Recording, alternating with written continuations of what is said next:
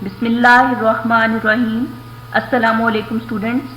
Today we are going to revise third poem New Year Resolutions by Elizabeth Swell.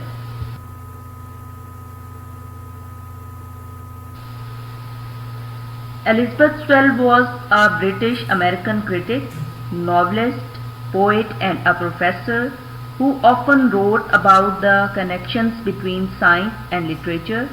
Among her published works were 5 books of criticism, 4 novels, 3 books of poetry, and many short stories, essays and other work in periodicals in North America and Europe. Of her books, the most widely held by libraries is The Orphic Voice, Poetry and Natural History. New Year Resolutions is a short but beautiful poem. You will find it different from other poems. It deals with subjective conditioning.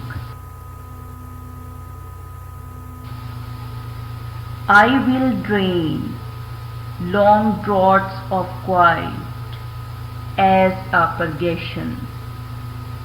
Remember twice daily who I am.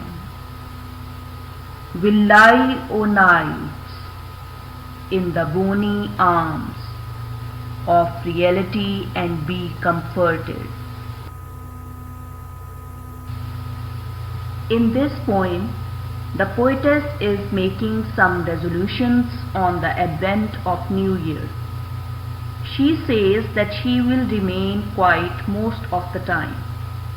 This is a way of self-impeachment. She will try to purify her inner self by drinking long draughts of quietness. Maybe in the past she has suffered because of excessive talking and now she wants to overcome her talkative nature. Talking too much is never considered a good habit. As it is rightly said, look before you leap. We should always think before we speak. A talkative person may suffer a loss. The poetess in fact wants to advise that we should pay attention to our deeds, not towards our words.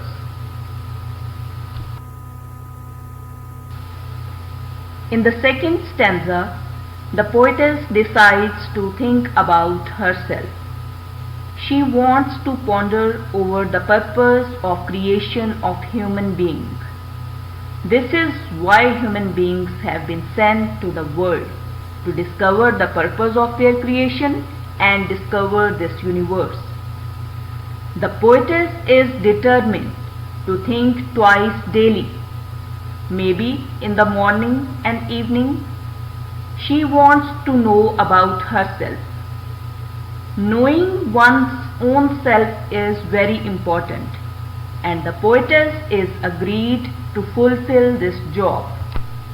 Who she is, what are the duties imposed on her, what should be her behavior towards others, what are the goals and tasks which she has to accomplish.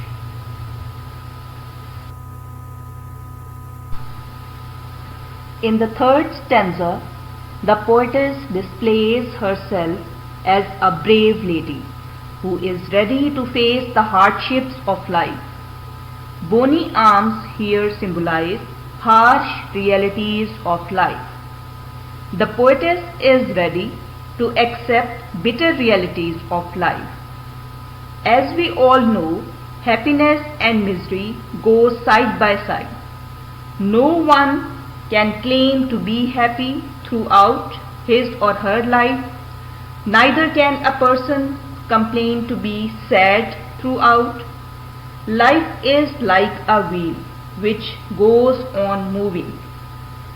The people who admit this fact remain contented and happy.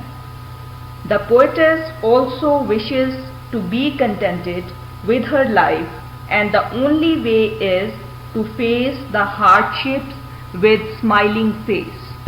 This is her third and last resolution, to face the troubles of life and not to be annoyed, rather feel satisfied with what the life has given to her.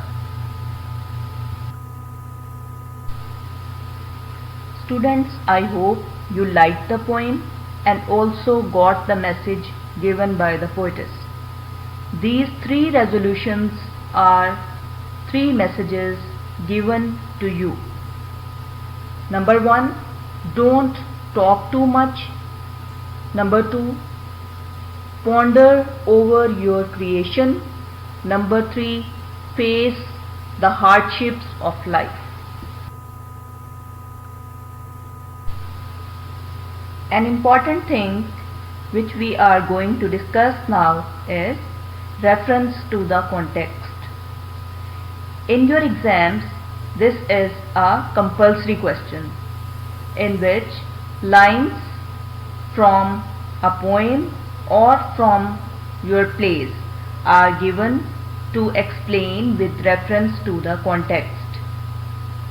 If you are given lines from a poem, you have to write reference, then context, and then explanation.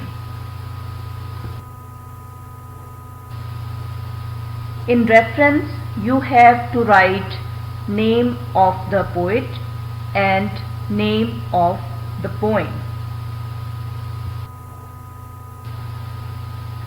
Context consists of two things: preceding lines of the given lines which have been given for the explanation, and proceeding lines.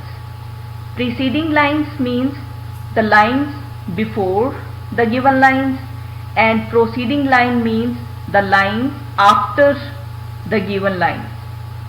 What happened before and what happened after. But if you don't remember preceding and proceeding lines, the simple way is to write a summary of 5 to 6 sentences.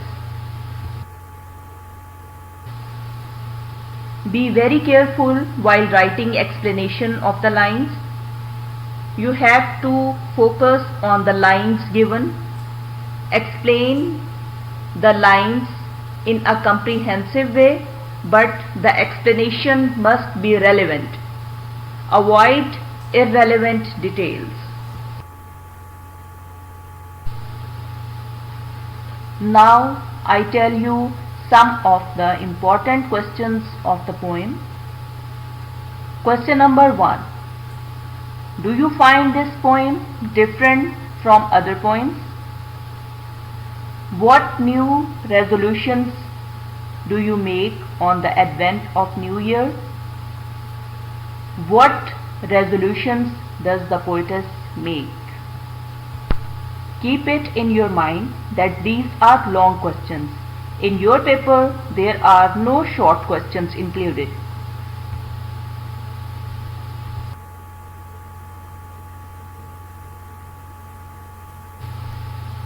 Students, make a timetable for your studies.